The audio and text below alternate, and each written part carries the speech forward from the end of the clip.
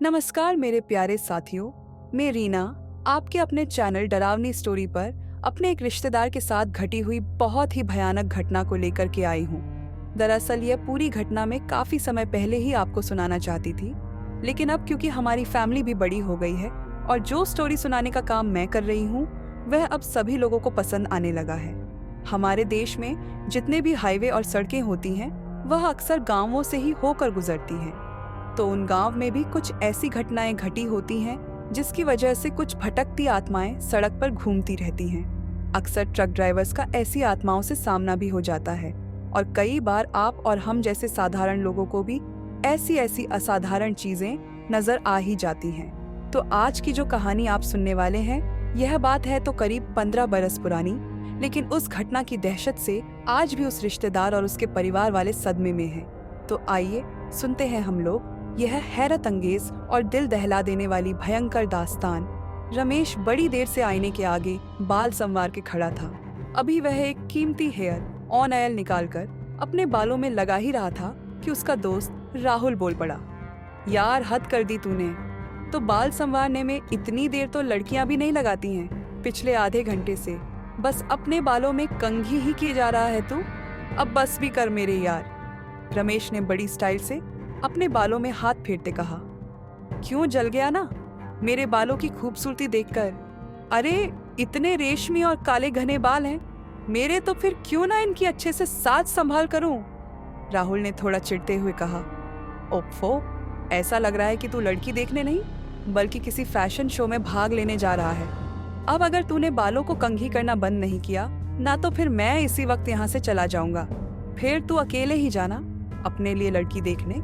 रमेश कुछ बोलने ही वाला था कि उसकी माँ सरिता एक गिफ्ट पैक ली वहां आई और राहुल को थमा हुई बोली, बेटा ये गिफ्ट अपने पास संभाल के रख ले, तू इस लापरवाह रमेश को दूंगी तो पता नहीं कहाँ घुमा देगा। सुन, जब तुम लोग लड़की के घर पहुँचोगा और वहाँ लड़की के माँ बाप रमेश को कुछ भेंट देंगे तब ये गिफ्ट पैक तू चुपके से रमेश को देकर कह देना। लड़की के हाथ में देने के लिए अपनी माँ की यह बात सुनते ही रमेश भड़क उठा। क्या माँ, आप तो मुझे अब भी प्ले स्कूल में पढ़ने वाला नन्हा मुन्ना समझती हो? अरे अब मैं 26 साल का हो गया हूँ और एक बहुत बड़ी कंपनी में इंजीनियर हूँ, पर मेरे ही घर में मेरी तो कोई इज्जत ही नहीं है। सबके सब मुझे एकदम बेवकूफ और नाकारा ही समझते हैं। माँ उसे समझाती हुई बोली, ऐसा कुछ नहीं है बेटा, तू तो बहुत समझदार है, लेकिन कभी कभी जल्दबाजी में तुझसे गलती हो जाती है कि फिर तू खुद ही उस गलती की वजह से परेशान हो जाता है। बस इसीलिए मैं समझा रही थी तेरे दोस्त राहुल को। अब तू हमें तो अपने साथ लेकर जा नहीं रहा है लड़की देखने। रमेश चिढ़ते हुए बोला, इसीलिए तो मैं नहीं ले जा रहा हूँ आप लोगों को अपने साथ, नहीं तो वहां भी आप लोग मुझे यूं ही नाकारा और बेवकूफ साबित करने में लग जाएंगे। तभी राहुल उसे समझाते हुए शांत करने लगा। ओह यार रमेश, अब तू बेमतलब ही आंटी पर इतना बिगड़ रहा है। अगर यूं चिढ़े तो फिर तेरे चेहरे पर वैसे ही भाव भी दिखेंगे। क्या सोचेगी वो लड़की तेरा बिगड़ा हुआ चेहरा देखकर? इसीलिए चल अब यह बिगड़ना छोड़ और आंटी का आशीर्वाद ले। अपनी शादी के लिए लड़की देखने जा रहा है ना, तो क्या यूं अपनी माँ को नाराज करके जाएगा तू? राहुल की बात सुनते ही रमेश तुरंत प्यार से गले लग गया। अपनी मॉम के फिर मुस्कुराते हुए बोला, माँ मैं अच्छा दिख रहा हूँ ना? ऐश्वर्या मुझे पसंद करेगी ना? माँ कुछ बोल पाती कि रमेश की छोटी बहन नैना वहां आती हुई शरारत से बोली, आप तो काजल का टीका लगा दो माँ, आज मेरे भैया को नहीं तो क्या पता कहीं होने वाली भाभी की नजर ना लग जाए। नैना की बात सुनकर रमेश ने झूठ मूठ का गुस्सा दिखाते हुए कहा, आ गई बंदरिया, तू देख कहीं तू ही ना नजर लगा देना मुझे। चल बंद कर अपनी यह आंखें। नैना का गोरा चेहरा लाल हो गया। गुस्से से वह अपने लंबे खुले बालों को पीछे झटक हुई, मुंह बनाकर बोली, बस बस, वो तो तुम्हारा आत्मविश्वास बढ़ाने के लिए मैं यूं ही तारीफ कर बैठी।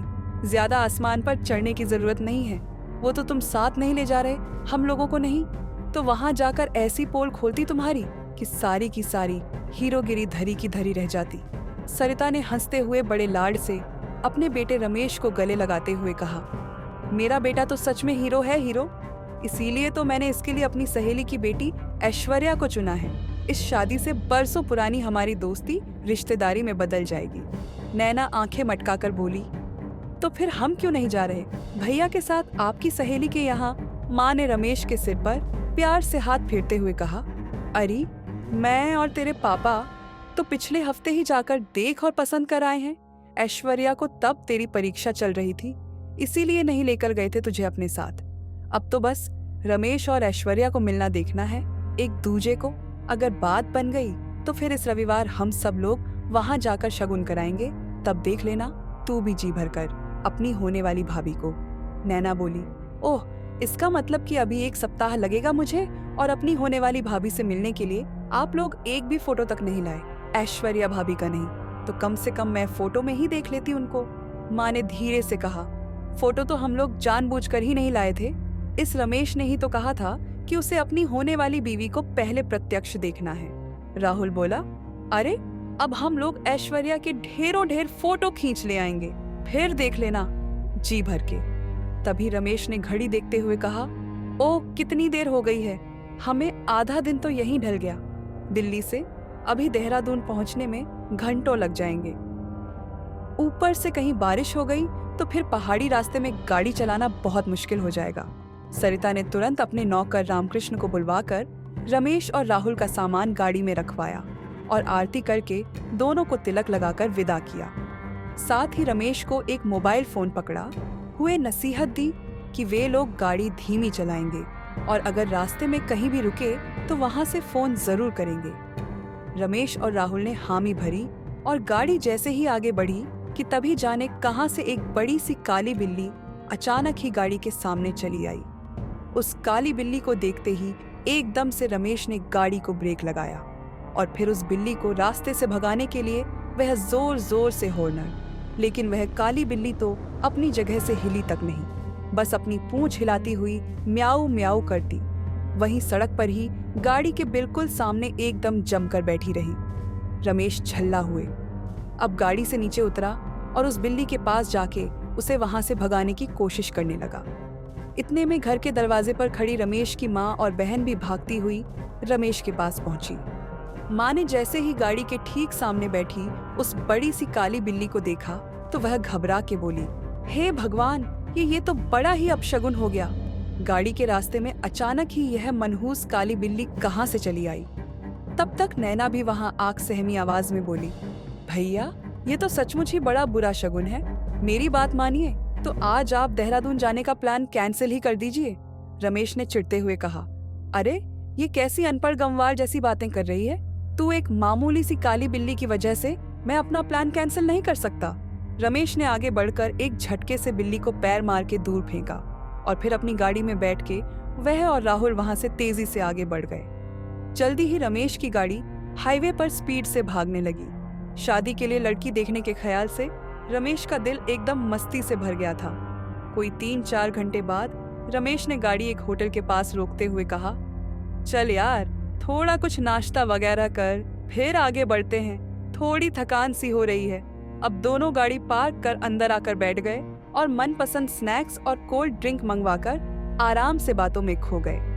तभी रमेश के जेब में रखे मोबाइल फोन की रिंग बजने लगी।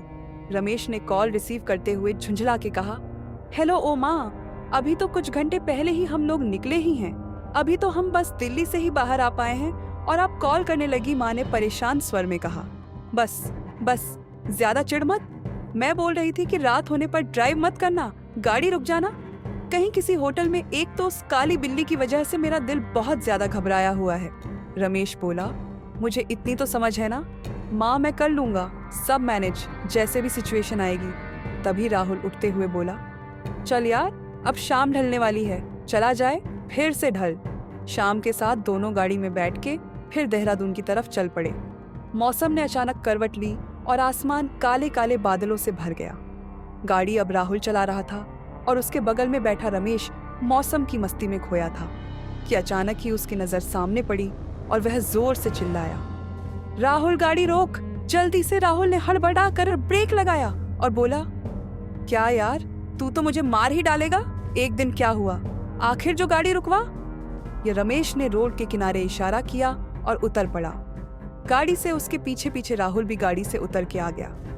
राहुल ने देखा सड़क के किनारे एक लड़की बेहोश पड़ी थी। रमेश जल्दी ने गाड़ी में रखी बोतल से पानी छिटक हुए आवाज दी, हेलो, उठिए, होश में आइए, कौन है आप? राहुल परेशान हो धीमे से बोला, देख, मेरे ख्याल से तो यह कोई पुलिस केस लगता है। हम अगर यहाँ रहे तो कहीं हम लोग ही किसी मुसीबत में ना फंस जाएं। रमेश बोला, नहीं यार, यूं सुनसान अंधेरी राह में एक लड़की को यूं अकेले छोड़कर जाना मुझे मंजूर नहीं। अगर हम लोग यहाँ से चले गए और यहाँ ठंडी बरसाती रात में पड़े हुए इस लड़की की मौत हो गई तो तभी वह लड़की कुनमुन हुई, होश में आई और रमेश राहुल को देख घबरा कर उठती हुई बोली, कौन कौन है आप लोग, यहाँ मेरे पास कैसे आए? रमेश ने उसे देखा तो देखता ही रह गया।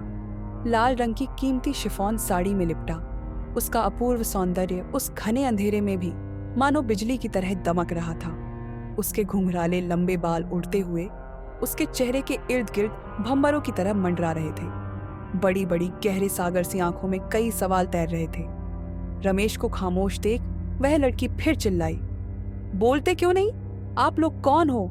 क्या कोई चोर लुटेरे हो? राहुल किसी तरह से बोला, नहीं नहीं, हम लोग कोई चोर बदमाश नहीं है। वह हम लोग तो दिल्ली से देहरादून जाने के लिए निकले थे, लेकिन आपको रास्ते में बेहोश देख रुक गए।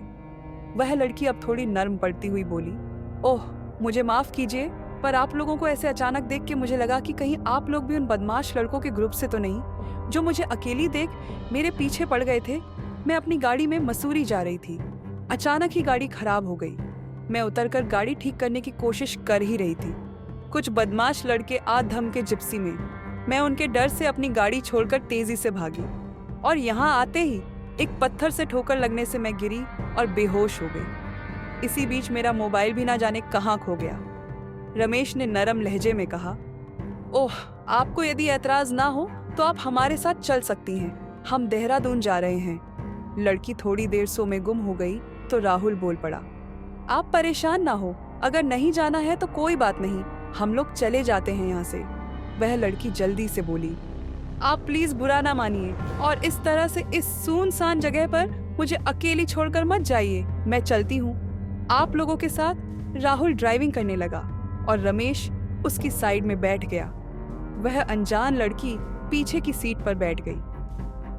गाड़ी के चलने के साथ ही रमेश रिवर्स व्यू मिरर में उस लड़की को निहारते हुए बोला, एक्सक्यूज मी, हमने तो अब तक आपका नाम ही नहीं पूछा, क्या नाम है आपका?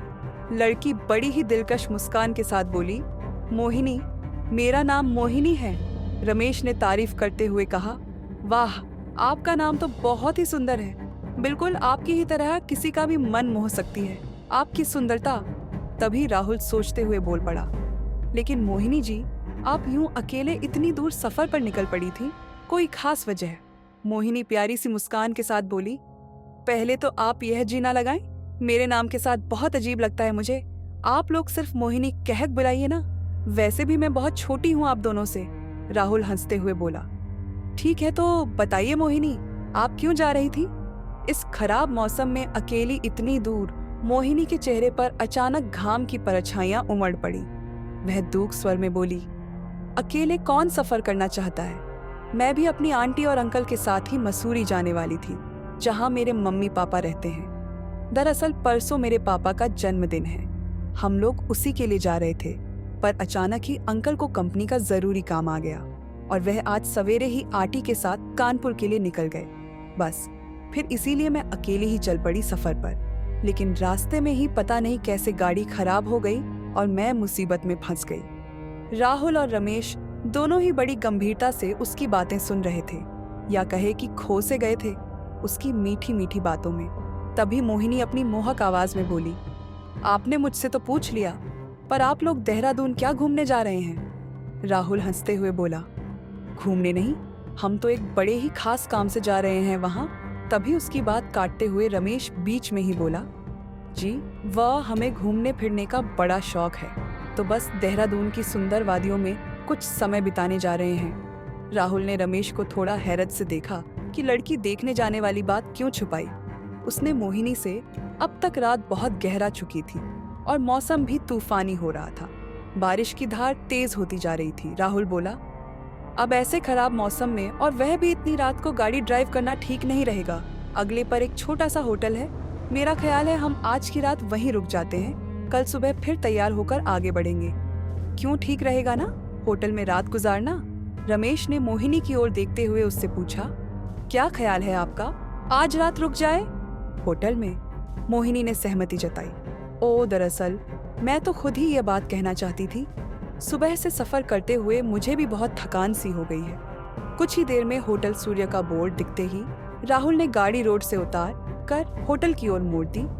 पार्किंग में 2-3 गाड़ियां ही पार्क थीं और एक दुबला पतला सा दरबान भी मौजूद था, जो गाड़ी पार्क होते ही दौड़ता हुआ आया और सलाम कर एक तरफ खड़ा हो गया। रमेश ने दरवाजा खोल उतरते हुए उसे सामान निकालने को कहा और खुद पीछे का दरवाजा खोल मोहिनी से उतरने का इसरार करने लगा। आइए मोहिनी जी, होटल आ गया। मोहिनी ने आहिस्ता से अपनी साड़ी का आंचल समेटा और उतर पड़ी। फिर बाहर निकलते ही एक दिलकश अंगड़ाई लेते हुए बोली, ओफ, सच में बहुत थकान सी लग रही है। मोहिनी का बेमिसाल हुस्न देख रमेश तो जैसे अपनी पलकें झपकना ही भूल गया।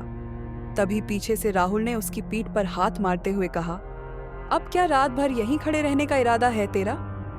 रमेश थोड़ा सकुचा कर चल पड़ा। होटल की ओर रिसेप्शन में 2 रूम आमने सामने के बुक करवा लिए। रमेश ने मोहिनी ने अपने रूम में जाते हुए कहा, अब मेरे पास तो कोई नाइट ड्रेस और दूसरी चीजें ही नहीं। बैग तो मेरा कार में ही रह गया था और रास्ते में भी कोई दुकान नहीं दिखी जहां से कपड़े लिए जा सकते थे। अब कल सुबह कहीं से भी कपड़े और दूसरी चीजें खरीदनी होगी, पर मेरे पास पैसे नहीं हैं। अभी आप खरीद कर दे देना मुझे, मैं मसूरी पहुंचकर आपके सारे पैसे वापस कर दूंगी। रमेश का चेहरा तमतमा गया।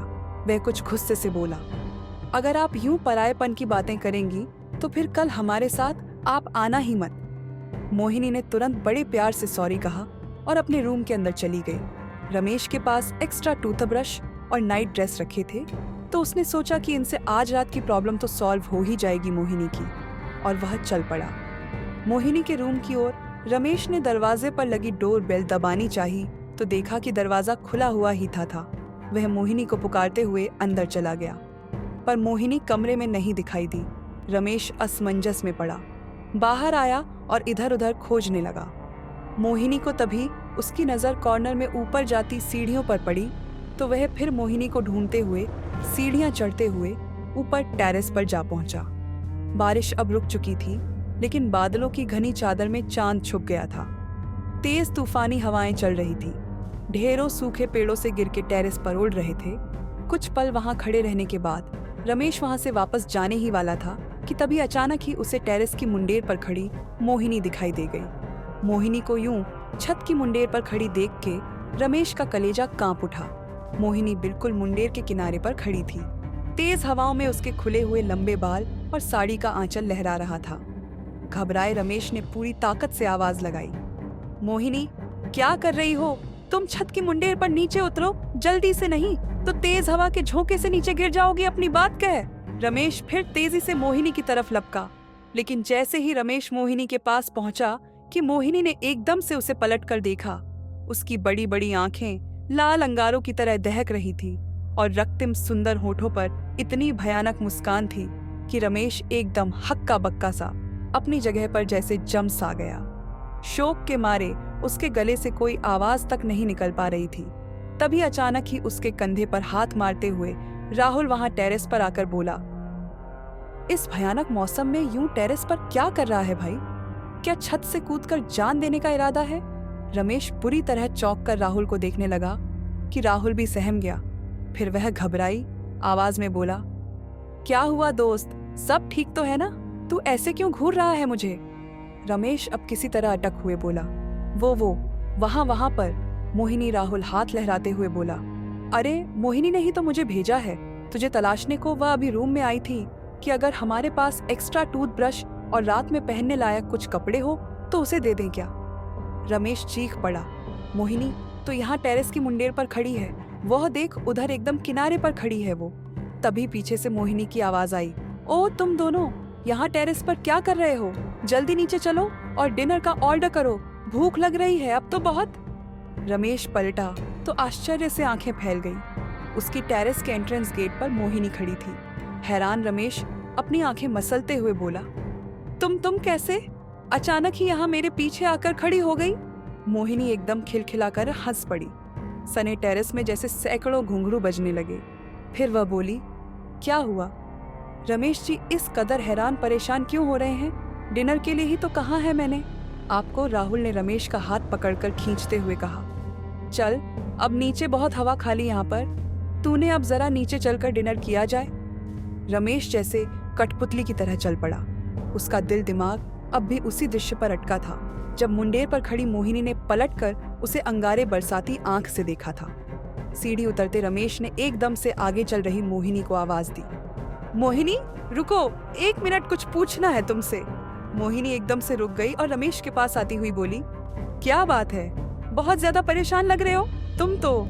और उसने अपना नरम मखमली हाथ रमेश के माथे पर फिराया। उस नरम मुलायम स्पर्श से रमेश की आंखें जैसे मुंह लगी। तभी राहुल की मोबाइल रिंग बज उठी। उसने हेलो कहा तो उधर से सरिता जी बोली, हाँ राहुल बेटा, ये रमेश किधर है? मोबाइल कहाँ है उसका? कब से उसे कॉल लगा रही हूँ पर कॉल लग ही नहीं रहा है। राहुल बोला, रमेश तो मेरे ही साथ खड़ा है, लो आप बात करो उससे। राहुल ने रमेश को अपना मोबाइल दे दिया और आगे चल पड़ा। वह रमेश ने जैसे ही हेलो माँ कहा, माँ उस पर बरस पड़ी। क्यों रे, तुझे क्या जरा भी चिंता नहीं? मेरी अब तक कॉल क्यों नहीं किया था तूने? और मोबाइल किधर है तेरा? रमेश कुछ बोलता कि मोहिनी ने रमेश के हाथ से मोबाइल लेकर बंद कर दिया और रमेश से बोली, बस अब ज्यादा बातें नहीं, आराम दो जरा अपने दिमाग को। उसकी आवाज में जैसे मौत का ठंडापन उतर आया था, जिसे सुनते ही रमेश के पूरे शरीर में सिहरन सा दौड़ गई। उसने झटके से मोहिनी का हाथ हटाया और तेजी से चल पड़ा। राहुल को पुकारते हुए उसके पीछे राहुल रुक तो जरा रमेश की सहमी हुई पुकार से राहुल के कदम एकदम रुक से गए और वह पीछे पलटकर बोला, क्या हुआ यार, इतना घबराया सा क्यों है तू? रमेश बिना कुछ बोले जल्दी जल्दी सीढ़ियां उतरते हुए राहुल के करीब पहुंचा और उसका हाथ कस कर पकड़ते हुए कहा, पता नहीं लेकिन मेरा सर थोड़ा घूम रहा है, एकदम चक्कर सा आ रहा है मुझे। तब तक मोहिनी भी उसके करीब आती हुई बोली, ओ हाँ, आप लोगों ने कब से ना तो कुछ खाया है और ना ही रेस्ट किया है, तो सर तो चकराए ही ना। चलिए अब जल्दी से फ्रेश हो जाइए, आप लोग फिर डिनर का रेस्ट करते हैं। राहुल के पीछे किसी तरह कदमों को घसीटते हुए रमेश अपने रूम तक पहुंचा और बेड पर जाकर सीधे लेट गया।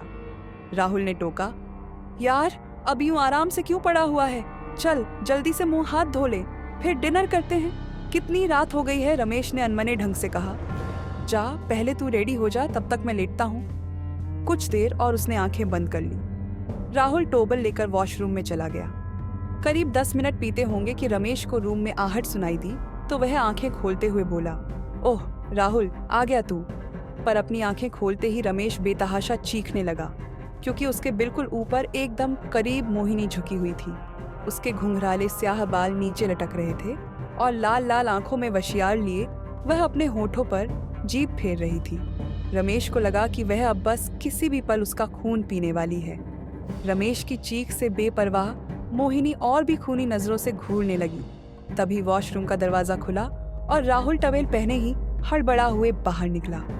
रमेश की चीखें उसे अंदर तक सुनाई दे रही थीं, पर जब वह बाहर निकल कर आया तो देखा कि रमेश बेड पर ले हुआ चीखे जा रहा है और मोहिनी हाथों में टोबल लिए उसे आश्चर्य से घूरे जा रही थी। राहुल ने उसे झिझक होश में लाते हुए कहा, क्या हुआ रमेश, चीख क्यों रहे हो? आखिर तुम? रमेश उठकर बैठ गया। वह फटी फटी आंखों से राहुल को देखने लगा, फिर डरी हुई आवाज में बोला, अभी मोहिनी बिल्कुल मेरे पास थी, उसकी नजरें एकदम खून बरसा रही थी और उसके होठों पर शैतानी मुस्कान थी, वो मेरा खून पीने के लिए मचल रही थी। क्या हुआ मेरी नजरों को? रमेश जी, मोहिनी ने आगे आकर कहा तो रमेश की मानो बोलती ही बंद हो गई। मोहिनी अपनी बड़ी बड़ी पलकें झपका हुई, फिर बोली, कहिए ना रमेश जी, क्या बोल रहे थे मेरी नजरों के बारे में आप? राहुल ने बेड पर बैठते हुए कहा, क्या यार, तू भी ना अभी मेरा हार्ट फेल करा देता? कोई इतनी जोर से चीखता है भला? और पहले तो यह बता कि इतनी जोर से तू चीख क्यों था मेरे भाई? मैं कितना घबरा गया था तेरी चीख सुनकर, इसीलिए टवेल पहने ही भागते हुए वॉशरूम से बाहर चला आया। मोहिनी भी बोल पड़ी, मैं भी मुंह धोकर आ रही थी रूम से बाहर कि रमेश जी की चीखें सुनाई दी। मैं तो घबरा ही गई थी कि पता नहीं क्या अनहोनी हो गई। रमेश अब तक एक शब्द नहीं बोल पाया था। राहुल ने उसे जबरदस्ती बेड से उठाकर वॉशरूम भेज दिया। जा यार, जरा ठीक से ठंडे पानी से नहा ले, तब शायद तेरा दिमाग ठीक होगा। तब तक मैं नीचे जाकर डिनर का ऑर्डर करता हूँ। रमेश धीरे धीरे सुस्त कदमों से वॉशरूम की ओर चल पड़ा। उसने वहां लगे आईने में अपनी सूरत देखी। उफ, कितना थका और डरा हुआ चेहरा लग रहा था उसका। फिर रमेश ने शावर ऑन किया और देर तक नहाते रहा। अभी वह टवेल लेकर बदन पहुंच ही रहा था कि वॉशरूम के डोर पर नोक करने की आवाज आई। रमेश झल्लाहट में बोला, आ रहा हूं यार, क्यों बेसब्र हो रहा है तू?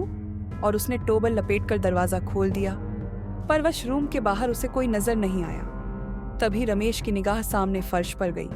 पूरे फ्लोर पर उल्टे पैरों के विचित्र से निशान बने दिखे। रमेश मन ही मन कांप उठा। हे भगवान, यह उल्टे पैरों के निशान कैसे और किसके हैं? अगर कोई वॉशरूम का दरवाजा नोक करने आया होगा तो वह सामने से चलकर ही आएगा ना, यूं उल्टे चलकर तो आएगा नहीं। तभी उसके दिमाग में अचानक माँ की तस्वीर उभर आई। रमेश ने सोचा, माँ से बात करता हूँ, थोड़ा रिलैक्स फील होगा। और वह अपना मोबाइल ढूंढने लगा, पर ना तो पॉकेट में ना बेड पर कहीं नहीं मिला उसे। उसका मोबाइल रमेश गुस्से से बड़बड़ाया, यह राहुल भी ना जाने कब आएगा। हो सकता है कि मेरा मोबाइल उसी के पास हो। इतने में रूम का दरवाजा खुला तो रमेश चिल्लाया, ओह राहुल, कितनी देर लगा दी तुमने आने में। मेरा मोबाइल क्या? तुम्हारे वो बाकी की बात बोल ही नहीं पाया क्योंकि दरवाजे पर राहुल नहीं बल्कि मोहिनी खड़ी थी। रमेश उसे देखते ही पीछे हटा तो मोहिनी खिलखिलाकर हंस पड़ी। अरे अरे, यूं डट क्यों रहे आप मुझसे? क्या दीवार पर चलते हुए देख लिया मुझे? और वह फिर से हंसने लगी। रमेश अब पूरी जोर चिल्लाया, क्या बकवास कर रही हो? कौन हो तुम? सच सच बताओ। मैं मोहिनी ने बड़ी अदा से अपने सीने पर हाथ रखकर पूछा, आप मुझे नहीं जानते?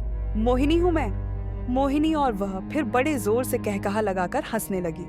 रमेश ने राहुल को पुकारा, राहुल किधर हो भाई, जल्दी आओ यहाँ, जल्दी। और वह बेड की ओर बढ़ा। तभी राहुल वहां दौड़ता हुआ आया। क्या हो गया यार, अब फिर से क्यों तू मेरा नाम लेकर चिल्ला रहा था? रमेश बस इतना कह सका, प्लीज मेरा मोबाइल कहाँ है, बताना मुझे प्लीज, मुझे अभी के अभी अपनी माँ से कॉल पर बात करनी है। राहुल लाया एक मोबाइल के लिए इस कदर चिल्ला रहा था, तू हद करता है, तू भी, और तेरा मोबाइल भला मेरे पास क्यों रहेगा? तभी मोहिनी ने आगे बढ़ते हुए कहा, ओठ रमेश जी, आप भी ना बिल्कुल ही भुलक्कड़ हो।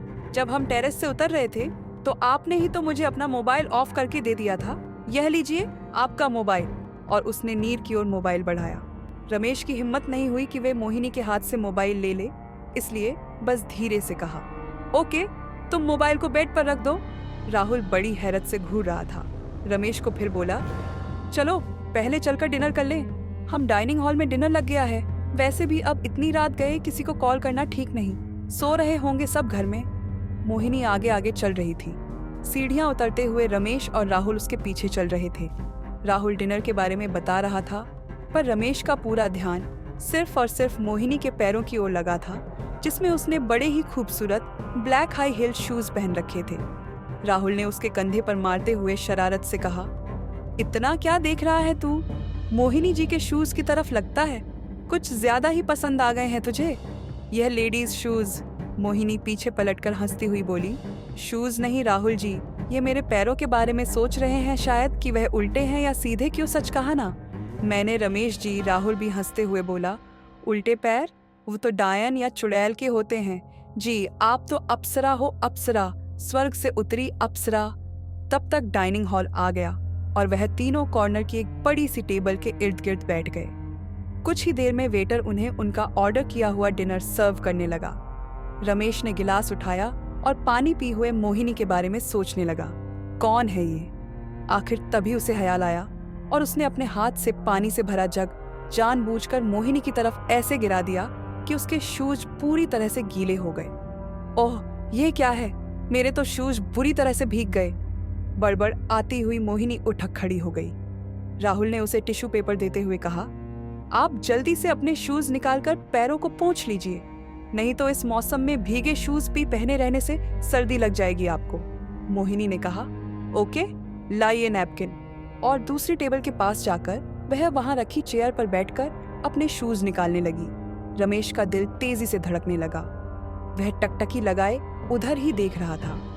रमेश की आंखें पल भर के लिए भी उस कॉर्नर से नहीं हट रही थी जिधर बैठकर मोहिनी अपने गीले शूज निकाल रही थी। पल पल रमेश की धड़कन की रफ्तार बढ़ती ही जा रही थी। तभी मोहिनी शूज उतारने के लिए झुकी कि अचानक ही लाइट ऑफ हो गई। पूरे हॉल में अंधेरा छा गया। रमेश एकदम डर कर राहुल की चेयर के पास सरक गया। इतने में रमेश को लगा कि जैसे किसी ने कुछ चुभा या गिली। उसके कंधे पर वह पूरी ताकत से चीख पड़ा, कौन है? जल्दी लाइट ऑन करो जल्दी। राहुल ने हड़बड़ा कर अपना मोबाइल टॉर्च ऑन किया और रमेश को देखते हुए बोला, क्या हुआ यार? क्या आज रात चीखने का कोई वर्ड रिकॉर्ड बनाने का इरादा है? तेरा लाइट थोड़ी देर के लिए ही गई होगी, आ जाएगी अभी। रमेश कुछ बोलता कि उसके पीछे से मोहिनी आते हुए बोली, सच में? आज तो आप लगता है मुझे डरा डरा कर ही मार डालेंगे। उफ, कितनी जोर से चीख रहे थे आप। तभी लाइट आ गई और हॉल फिर से रोशन हो उठा। रमेश ने देखा कि मोहिनी अपने पैरों में वापस शूज पहन चुकी थी। वह मन ही मन बुदबुदाया, ऑफ, इतना अच्छा मौका मिला था इस मोहिनी की सच्चाई जानने का। पर अफसोस कि इस लाइट के कारण हाथ से निकल गया डिनर। जैसे तैसे खत्म कर रमेश जल्दी से उठ गया और बोला, अब मैं रूम में जा रहा हूँ, बड़ी नींद आ रही है मुझे। राहुल ने नाराजगी जताते हुए कहा, क्या यार, हम लोगों का वेट तो कर, 5 मिनट फिर साथ में चलते हैं ना। रूम मोहिनी ने मुस्कुराते हुए कहा, ओह, इतनी जल्दी क्या है? आपको सोने की इतनी हावनी बरसाती रात है, चलिए जरा बारिश की फुहारों का मजा लेते हैं। और वह उठकर बाहर की ओर चल पड़ी। राहुल भी पानी पीकर नैपकिन से हाथ पहुंचते हुए उठ खड़ा हुआ। चल ना यार, सच में बाहर क्या गजब का नजारा है, चल अब फटाफट। और उसने रमेश का हाथ पकड़कर खींचा। रमेश गुस्से से उबल पड़ा, ओ हद कर दी यार, तूने तो मुझे नहीं जाना, कहीं मैं जा रहा हूँ ऊपर रूम में, वहां जाकर टीवी देखूंगा, तुम जाओ। रमेश अपने रूम में आया और टीवी ऑन करके बैठ गया। मन बहलाने के लिए उसने एक म्यूजिक चैनल लगा लिया था। रमेश बेड पर लेट के म्यूजिक सुनने में मग्न हो गया कि अचानक ही एक तेज भयानक सी म्यूजिक बीट गूंजने लगी, जो माहौल में डर का अजीब सा रंग भरने लगी। रमेश ने जैसे ही वह डरावनी धुन सुनी कि एकदम से चौंक कर उठ बैठा। उसने घबराई नजरों से देखा, टीवी स्क्रीन पर एक कब्रिस्तान का सीन चल रहा था। उल्लू की डरावनी आवाज के बीच एक खतरनाक चुड़ैल अपनी कब्र से धीरे धीरे बाहर निकल रही थी। रमेश को लगा जैसे टीवी पर दिख रही वह भयंकर चुड़ैल किसी भी पल टीवी स्क्रीन से निकल के उसके पास आकर उसका खून चूस लेगी। वह डर से थर थर कांपने लगा। तभी अचानक ही रमेश की निगाहें उस खतरनाक चुड़ैल के कंधे पर गई। वह यह देख के डर के मारे सिहर उठा कि उस चुड़ैल के कंधे पर वही काली बिल्ली बैठी हुई थी जिसे रमेश ने अपने घर से निकलते हुए अपनी गाड़ी के सामने देखा था। चुड़ैल के कंधे पर बैठी हुई वह काली बिल्ली अपनी आंखें गोल गोल घुमा हुई बड़े ही भयानक स्वर में म्याऊ म्याऊ बोल रही थी।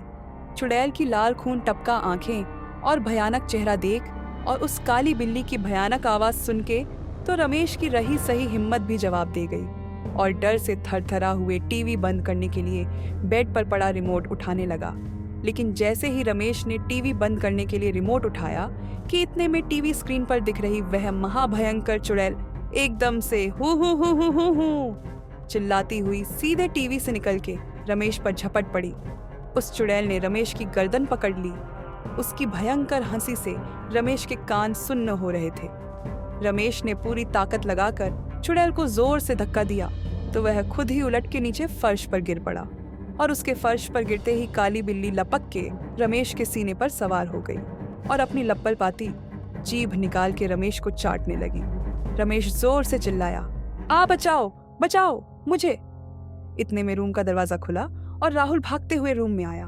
उसने जब फर्श पर पड़े और डर से चीखते चिल्लाते रमेश को देखा तो तुरंत रमेश का हाथ पकड़ के उसे जोर से बोला, तू इस तरह से फर्श पर पड़ा क्यों? चीख चिल्ला रहा है, क्या गया है तुझे? आखिर राहुल की आवाज सुनते ही रमेश ने अपनी बंद आंखें खोल के इधर उधर देखा, फिर घबराई आवाज में बोला, वह चुड़ैल कहाँ चली गई? अभी अभी टीवी से निकल के वह चुड़ैल और उसकी वह भयंकर बिल्ली मेरा खून चूसने के लिए तड़प रहे थे। देखना तू भी टीवी में। वह चुड़ैल उसी टीवी स्क्रीन से निकल के बाहर आ मुझ पर झपट पड़ी थी। राहुल ने हैरान हो टीवी की ओर देखा तो वहां तो एक बहुत ही मधुर गीत बज रहा था।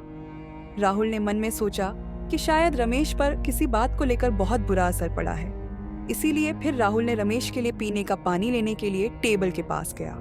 टेबल पर रखा पानी का जग उठा के राहुल एक ग्लास में पानी ढालने लगा। कि तभी अचानक ही टेबल के नीचे से एक भयानक डरावनी चुड़ैल बाहर निकली और लपक के राहुल के ऊपर झपट पड़ी। इस भयानक चुड़ैल के हमले से राहुल बुरी तरह डर के चीखते चिल्लाते हुए अपने बचाव के लिए रमेश को बुलाने लगा। राहुल को चुड़ैल की गिरफ्त में देख रमेश पहले तो एकदम शौक रह गया, फिर उसने थोड़ी हिम्मत जुटाई और टेबल पर पड़ा पीतल का भारी गुलदस्ता उठा के धड़ से उस चुड़ैल के सिर पर मार दिया। गुलदस्ते की मार से चुड़ैल एकदम लड़खड़ा के थोड़ा पीछे हट गई। तब तक रमेश ने हक्के बक्के खड़े राहुल का हाथ पकड़ा और उसे अपने साथ लेकर बिजली की तेजी से कमरे के दरवाजे की ओर भागा। लेकिन यह क्या, दरवाजे के पास तो वही कब्रिस्तान वाली भयानक चुड़ैल अपने बाल बिखरे हुए खड़ी थी। रमेश और राहुल उस भयंकर चुड़ैल को देखते ही चीखने लगे, लेकिन उस चुड़ैल ने अपने पहने नाखूनों वाला हाथ रमेश की ओर बढ़ाया। रमेश फिर जोर जोर से चिल्लाने लगा, राहुल मुझे बचाओ, इस चुड़ैल से बचा लो मुझे। रमेश ने चुड़ैल की पकड़ से अपने आप को छुड़ाने की बहुत कोशिश की, पर तभी रमेश को कुछ गड़ता हुआ महसूस हुआ। अपनी गर्दन पर उसने चीखते हुए ऊपर देखा तो वही काली बिल्ली अपने भयानक नुकीले दांत उसकी गर्दन पर गड़ाए हुए थी। रमेश ने अपने एक हाथ से उस बिल्ली को अपनी गर्दन से हटाने की कोशिश की, पर अफसोस कि बिल्ली ने अपने लंबे लंबे नाखूनों से रमेश की गर्दन को बुरी तरह से जकड़ रखा था। एक भयानक चीख के साथ रमेश बेहोश होकर वहीं गिर पड़ा। इतने में विनोना ने किसी तरह अपना जोर लगाकर उस चुड़ैल से अपने आप को छुड़ा लिया और तेजी से रूम का दरवाजा खोल के बाहर मोहिनी के रूम की ओर भागा। उस रूम के बाहर पहुंचते ही राहुल ने हैरानी से देखा कि उस रूम का दरवाजा खुला हुआ था, लेकिन रूम के अंदर पूरी तरह से अंधेरा छाया हुआ था। यह देख राहुल थोड़ा सहम गया। वह घबराते हुए बुदबुदा, या हे भगवान, ये दरवाजा कैसे खुला हुआ है? मोहिनी ने क्या अपने रूम में जाके दरवाजा बंद नहीं किया था? वह कुछ पल सोचता रहा, फिर उसने दरवाजे के पास आकर मोहिनी को जोर से आवाज लगाई, मोहिनी कहाँ हो तुम? क्या तुम रूम के अंदर ही हो? पर राहुल की आवाज सुन के भी रूम में एकदम सन्नाटा छाया रहा। कोई प्रत्युत्तर ना मिलते देख फिर राहुल हिम्मत कर अंदर रूम में जाने लगा, पर जैसे ही उसने दरवाजे के अंदर को दम रख वहां लगे स्विच बोर्ड का स्विच दबाया तो वहां का दृश्य देख वहीं का वहीं स्टैचू बन खड़ा रह गया। अंदर रूम में सीलिंग फैन पकड़े मोहिनी झूला झूल रही थी। उसके बाल चेहरे पर छितरा हुए थे और बड़ी बड़ी लाल आंखें दहकती हुई मानो राहुल को जला देना चाह रही थी। राहुल को देखते ही मोहिनी इतने भयंकर स्वर में चीखी कि राहुल के होशो हवास गुम हो गए और वह भी अपने होश को वहीं जमीन पर गिर पड़ा। बड़ी देर तक रमेश और राहुल दोनों वहीं बेहोश पड़े रहे। अचानक ही आग की तेज तपिश से वे दोनों बेहोशी में भी तिलमिला उठे और जब अचानक ही उनकी आंखें खुली तो वे दोनों अपने आप को एक बंद गुफा जैसी जगह में पाके बुरी तरह से घबरा उठे। रमेश इधर उधर देखते हुए घबराई। आवाज में राहुल से कहा, ये हम लोग इस गुफा के अंदर कैसे आ गए? हम लोग तो उस होटल में थे ना? राहुल भी हैरानी और घबराहट से बोला, हे भगवान, यह कौन सी जगह है और वह भयंकर चुड़ैल कहाँ गई जो हम दोनों का खून चूसने के लिए तड़प रही थी? रमेश अभी कुछ बोलता कि अच्छा उसके कानों में किसी के कराहना की आवाज आई। रमेश चौंक के उस आवाज की दिशा में देखते हुए बोला, कौन है वहां? कौन करा रहा है? सामने आओ। हमारे राहुल भी एकदम बेचैन होके रमेश का हाथ पकड़ते हुए बोला, मुझे तो बहुत घबराहट हो रही है। जरूर ये उसी चुड़ैल की गुफा होगी, वही हमें होटल से पकड़ के यहाँ लेकर आई होगी। तभी उस गुफा के एक कोने से दर्द भरी आवाज आई। मैं अपनी जगह से हिल भी नहीं सकता, मेरे हाथ पैर पूरी तरह से गल चुके हैं। अब बहुत भयानक दर्द हो रहा है, इससे तो मुझे मौत आ जाती। रमेश और राहुल किसी तरह हिम्मत जुटा के उस आवाज की तरफ चल पड़े। कुछ कदम चलते ही उन्हें एकदम से तेज सड़ी हुई बदबू सी आई। रमेश और राहुल ने अपने नाक पर हाथ रखा और आगे बढ़े। तभी उनकी की नजर कुछ दूर पर बिलबिला रहे कीड़े मकोड़े के झुंड पर गई। दोनों थोड़ा सा और आगे बढ़े तो वहां का नजारा देख उनके मुंह से हौलनाक चीख निकल पड़ी। दरअसल वो कीड़े मकोड़े एक व्यक्ति के जिस्म पर बिलबिला रहे थे। उस व्यक्ति का पूरा शरीर कीड़े मकोड़े से भरा हुआ था और उसके हाथ पैर सब कुछ ये कीड़े खा चुके थे। अब सिर्फ उस व्यक्ति का सिर और धड़ ही शेष बचे थे और जानलेवा दर्द से तड़पता वो व्यक्ति बार बार करा रहा था। डर और दहशत से रमेश और राहुल की सांसें फूलने लगी। उन्हें ऐसा लगने लगा जैसे किसी भी पल वह बिलबिला कीड़े मकोड़े उनके जिस्म पर भी चढ़ जाएंगे। तभी उस कराहते हुए व्यक्ति ने किसी तरह कहा, तुम दोनों यहाँ से भाग जाओ, नहीं तो शाम ढलते ही वह भयंकर चुड़ैल अपने ताबूत से निकल के बाहर आ जाएगी और तुम दोनों का खून चूस के तुम्हारे अधम शरीर को इन कीड़े मकोड़ों का भोजन बनने के लिए छोड़ देगी। जाओ, जल्दी करो, अपनी जान बचा के निकल भागो यहाँ से। शाम ढलने में अब ज्यादा वक्त नहीं बचा है। एक बार शाम ढल गई और वह चुड़ैल अपने ताबूत से बाहर निकल गई तो फिर तुम दोनों की भी हालत बिल्कुल मेरी ही जैसी हो जाएगी। उस व्यक्ति की बात सुन रमेश और राहुल का रोम रोम सिहर उठा। वह दोनों एकदम हक्के बक्के हो वहीं खड़े खड़े अपने सामने पड़े उस व्यक्ति को देखने लगे, जिसकी चीखें अब धीरे धीरे ढी पड़ती जा रही थी। शायद वह अपने होशो हवास खोते जा रहा था और अपनी मौत के कगार पर पहुंच रहा था। घबराए राहुल ने फिर अपने होश संभालते हुए उस गुफा में नजर दौड़ा हुए कहा, रमेश, मुझे तो यहाँ कहीं भी बाहर निकलने का कोई रास्ता नजर नहीं आ रहा है। हम लोग यहाँ से बाहर निकले कैसे? रमेश आंसू बहाते हुए बोला, मुझे तो कुछ भी समझ नहीं आ रहा है यार। अच्छा खासा मैं अपने लिए लड़की देखने जा रहा था, जाने कैसे हम लोग इस भयानक मुसीबत में आप फंसे। राहुल गुस्से से बोला, अब क्यों आंसू बहा रहे हो?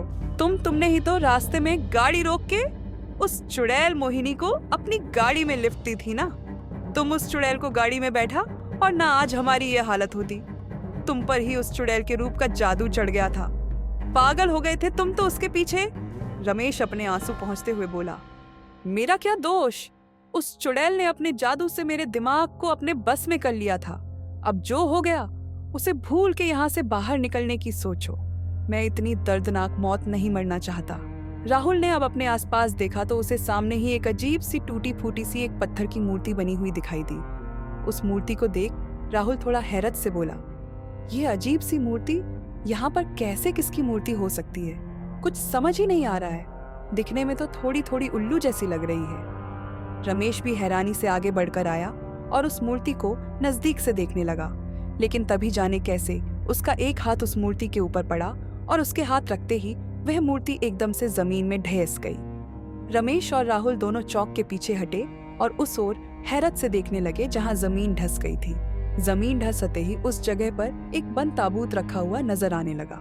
उस बूत के ऊपर ढेरों बिच्छू मंडरा रहे थे, जो अपने जहरीले डंक से उस बंद ताबूत पर ही पूरी ताकत से वार करे जा रहे थे। साथ ही उन बिच्छू के मुंह से बहुत ही भयंकर सी कराहट भरी आवाज निकल रही थी। डर के मारे रमेश चिल्लाया, ओ यहाँ इतने सारे बिच्छू इस ताबूत पर क्यों डंक मार रहे हैं? कहीं ये बिच्छू हमारे पीछे ना पड़ जाए।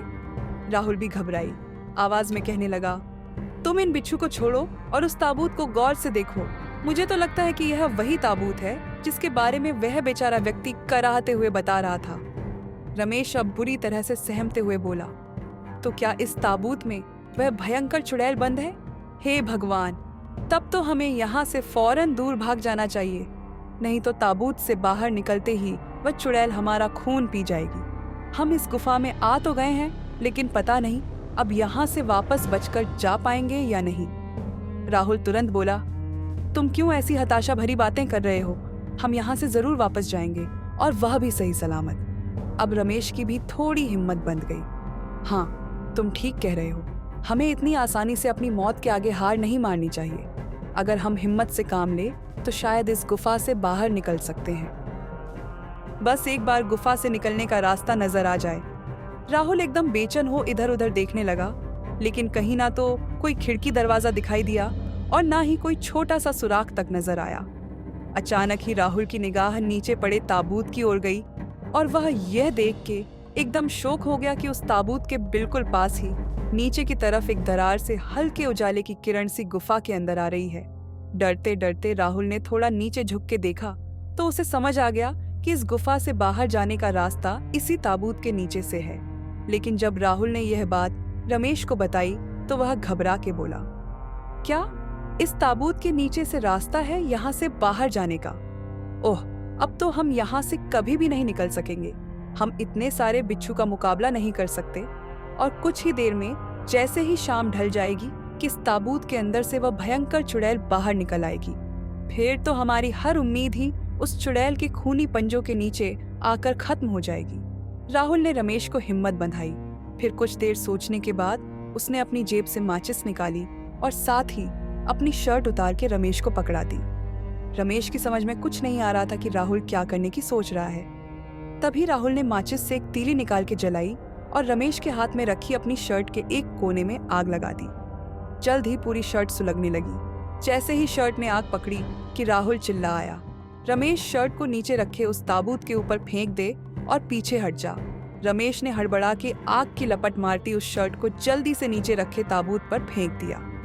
जलती शर्ट जैसे ही उस ताबूत पर गिरी कि आग की तपिश से बौखला के ताबूत के ऊपर सवार दर्जनों बिच्छू कुल बुलाते हुए तेजी से उस ताबूत के ऊपर से हट के नीचे उस दरार की ओर लपके जिधर से उजाले की हल्की किरण आ रही थी। कुछ ही पलों में सारे बिच्छू उस दरार से निकल के गुफा से बाहर भाग गए। उन बिच्छू गतती सी हलचल सी होने लगी। रमेश चीखते हुए बोला, लगता है वह भयंकर चुड़ैल अब जल्दी ही ताबूत से निकल के बाहर आने वाली है। राहुल भी पहले तो घबरा गया, लेकिन अब सवाल जिंदगी और मौत का था, इसलिए फिर उसने फटाफट रमेश की भी शर्ट उतरवा के उसे माचिस से जला के नीचे ताबूत पर फेंक दिया और चिल्लाते हुए बोला, रमेश, यही एक मौका है हमारे पास। अगर इस वक्त तुम डर गए तो फिर हम इसी गुफा में तड़प तड़प के मर जाएंगे। इसीलिए हिम्मत से काम लो और जल्दी से नीचे झुक के मेरे साथ मिलकर इस ताबूत को उठा के इधर ऊपर की तरफ रख दो। जब तक इस ताबूत पर आग जल रही है तब तक वह चुड़ैल इस ताबूत से बाहर नहीं निकलेगी। डर के मारे रमेश का बदन थर थर आ रहा था, फिर भी अपनी जान बचाने की लालसा में उसने अपने दिल को मजबूत किया और तुरंत नीचे झुक के ताबूत का एक सिरा पकड़ लिया। दूसरा सिरा राहुल ने थामा और फिर पलक झपकते ही उन दोनों ने मिलकर उस ताबूत को उठा के गुफा की सतह पर रख दिया। उसके बाद दोनों तेजी से उस खोखले गड्ढे में नीचे उतरे और जिस दरार से बिच्छू बाहर निकले थे उस दरार को हाथों से खोदते हुए बड़ा करने लगे। जल्दी ही उन्होंने दरार को इतना चौड़ा कर लिया कि वे उसमें से सटते हुए बाहर निकल सके। उन दोनों के हाथ बुरी तरह से छिल गए थे, उनमें से खून रिसने लगा था, पर वे दोनों आखिर घिसते हुए किसी तरह उस भयानक गुफा से बाहर निकल ही आए। बाहर निकलते ही उन्होंने देखा कि शाम ढलने में अब भी 1015 मिनट बाकी हैं। रमेश हाते हुए बोला, चल राहुल, जल्दी यहाँ से चल, नहीं तो वह चुड़ैल फिर से हमारे पीछे पड़ जाएगी। राहुल ने मजबूत स्वर में कहा, तू यहीं पर चुपचाप खड़े रहना, मैं बस अभी इस गुफा से आता हूँ। जब तक रमेश कुछ कह पाता तब तक तो राहुल दोबारा उस गुफा में चला गया। गुफा में जाते ही राहुल ने लपक हुए अपनी जेब से माचिस निकाली और फिर उसकी सारी तीलियां जला के उसने उस ताबूत की सूखी लकड़ी के ऊपर फेंक दिया। उस ताबूत पर पहले से ही जलती हुई शर्ट धीरे धीरे सुलगती हुई अब ताबूत को भी सुलगा लगी थी। इतनी सारी जलती दियासलाई होने ताबूत की सूखी लकड़ी को एकदम आग से धक्का दिया और देखते ही देखते वह ताबूत आग की लपटों से घिर गया और उसमें से बड़ा ही अजीब तरह का काला धुआं निकलने लगा। काला धुआं निकलते देख राहुल फुर्ती से वापस गुफा से बाहर जाने के लिए उस दरार की ओर लपका, लेकिन उसी समय अचानक ही एक भयानक दिल दहला देने वाली चीख गूंज उठी और उस जलते ताबूत का ढक्कन एक झटके में खुल गया। ताबूत के खुलते ही उसके अंदर से भयंकर चुड़ैल बाहर निकली। उसका भयानक रूप इस वक्त और भी विकराल हो गया था। आग की लपटों में घिरी वह बहुत बुरी तरह से चीखती चिल्लाती हुई छटपटा रही थी। राहुल पहले तो इस भयानक दृश्य को देख एकदम शॉक्ड हो गया। उसके संगीत कुद मेला रमेश लपक के अंदर आया और स्टैचू बने राहुल को अपने साथ पकड़ के तेजी से अपने साथ खींचते हुए चंद सेकंड में उसे गुफा से बाहर ले आया। जैसे ही वे दोनों उस गुफा से बाहर पहुंचे कि अचानक ही धड़ डाके जोर से गिर पड़ी और पूरी गुफा एकदम से धराशायी होकर मिट्टी में मिल गई। उस गुफा के धराशायी होते ही मिट्टी में सैकड़ों कीड़े मकोड़े बिलबिला हुए यहाँ वहाँ घूमने लगे। उन्हें देखते ही रमेश ने फिर राहुल का हाथ थामा और बिजली की तेजी से वहां से दूर भागने लगा। अब तक शाम ढल चुकी थी और दिन का उजाला अब रात के अंधेरे में तब्दील होने लगा था। थोड़ी दूर भागते रहने के बाद अचानक ही राहुल और रमेश के कूदम रुक गए। वे दोनों बड़ी हैरानी से सामने की ओर देखने लगे, जहां कुछ ही दूरी पर उनकी गाड़ी खड़ी हुई थी। उस सूनसान वीराने में खड़ी अपनी गाड़ी को देख हैरत में पड़े राहुल और रमेश की बोलती ही बंद हो गई। फिर रमेश किसी तरह बोला, हमने तो यह गाड़ी उस होटल के सामने खड़ी की थी ना। तो फिर वह यहाँ इस सुनसान जगह पर कैसे चली आई? राहुल सोचते हुए घबराई आवाज में बोला, मैं सब समझ गया यार। वह दरअसल कोई होटल नहीं था, बल्कि यह सब उसी भयंकर चुड़ैल का माया जाल था। उसने ही हम दोनों के दिलो दिमाग को ऐसे अपने कब्जे में कर लिया था कि हमें इस सुनसान जगह पर होटल नजर आने लगा था। रमेश ने किसी तरह हिम्मत जुटाई और धीरे धीरे अपनी गाड़ी के पास पहुंच के धीरे से दरवाजा खोला। इतने में राहुल जोर से चिल्लाया, यार रमेश, जल्दी से गाड़ी में बैठ। केर, गाड़ी स्टार्ट कर, हमारे पीछे चमगादड़ का झुंड पड़ा है। वे हम तक पहुंचे इससे पहले हमें गाड़ी में बैठकर यहाँ से दूर चले जाना होगा, नहीं तो पता नहीं हम फिर किसी और नई मुसीबत में फंस जाएंगे। रमेश ने हामी भरी और तुरंत गाड़ी में बैठ के गाड़ी स्टार्ट कर दी।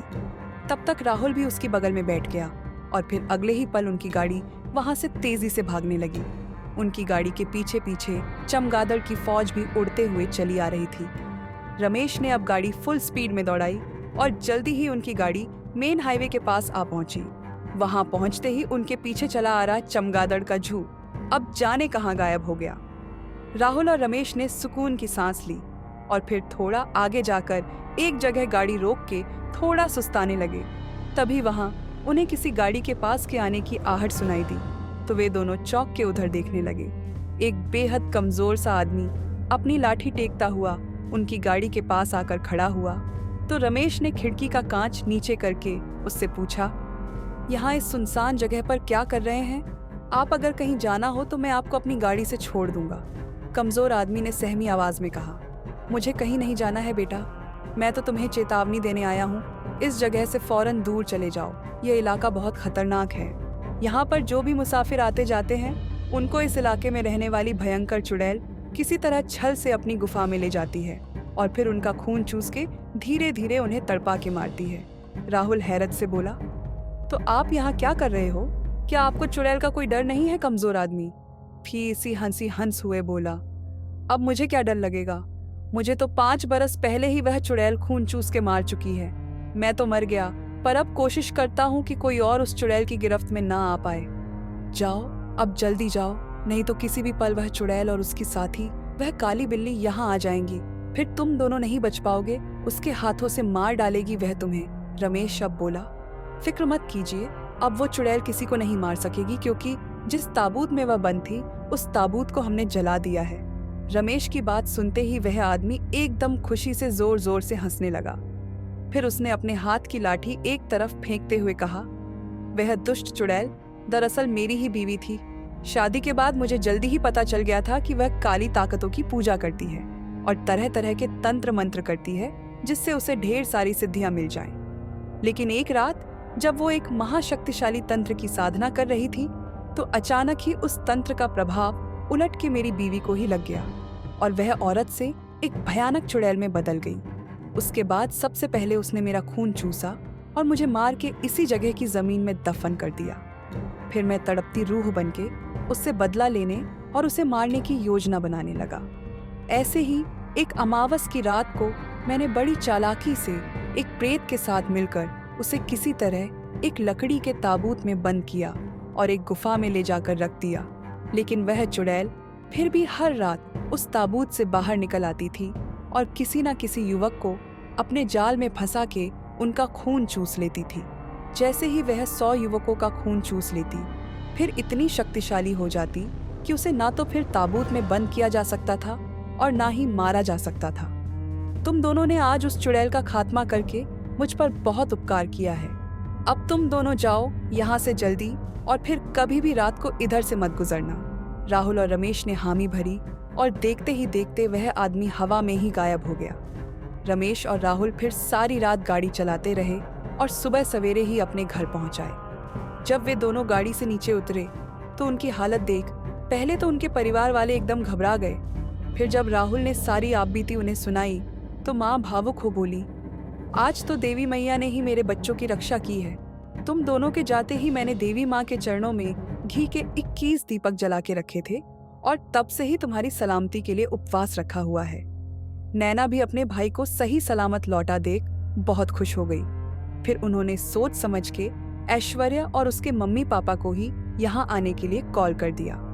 रमेश अपने रूम में जाकर बेड पर लेटा तो उसका दिमाग बहुत भारी भारी लग रहा था। वह भयंकर चुड़ैल और उसकी खौफनाक हरकतें अब भी रमेश को याद आ रही थी। यह सारी भयंकर यादें अब शायद उसे पूरी जिंदगी नहीं भूलने वाली थी। तो साथियों, यह थी हमारे रिश्तेदार की उसकी खुद की बहुत ही भयानक आपबीती। हालांकि इस घटना को काफी समय हो चुका है और आज तो करीब करीब वह उस हादसे को भुला भी चुका है और ऐश्वर्या से उसकी शादी भी हो चुकी है। लेकिन जब भी वह अपनी शादी को याद करता है, ऐश्वर्या से अपनी पहली मुलाकात को याद करता है, तो उसे यह खौफनाक हादसा भी याद आ ही जाता है। और भला ऐसे भयानक हादसे को बुलाया भी कैसे जा सकता है? जब इंसान अपनी मौत से पीछा छुड़ाकर एक नया जीवन पाता है। तो देखो, जानने की बात तो यही है कि अक्सर रात के समय में हम सभी का आना जाना रहता है और ऐसी ही भटकती आत्माएं अक्सर सड़कों पर होती हैं। लेकिन यह जरूरी नहीं कि हर सड़क पर आत्माओं का भटकाव रहता है।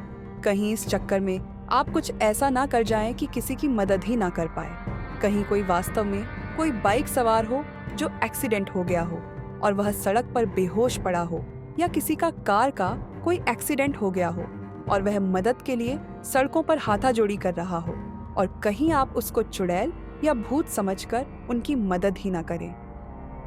तो ये तो बहुत ही गलत बात हो जाएगी, क्योंकि ऐसा आपके साथ भी तो हो सकता है। अगर आप किसी की मदद करेंगे तो ही आपकी कोई मदद करेगा। आत्मा, भूत, चुड़ैल, ये सभी चीजें अपनी जगह होती हैं और तुम्हें ऐसा कोई छलावा मिलेगा तो उसका एक अलग ही एहसास तुम्हारे अंदर आएगा और वहीं से तुम उस चीज को महसूस कर सकते हो। लेकिन अगर वास्तव में अगर किसी को जरूर हेल्प की जरूरत है तो आप दिल से उसकी हेल्प जरूर करना। भूत चुड़ैल समझकर उसको सड़क पर मरने के लिए मत छोड़ देना। तो चलिए, अब मैं यहीं पर विदा लेती हूँ। और जो भी साथी आखिर तक इस स्टोरी को सुन रहे हैं वह कमेंट जरूर कर दें।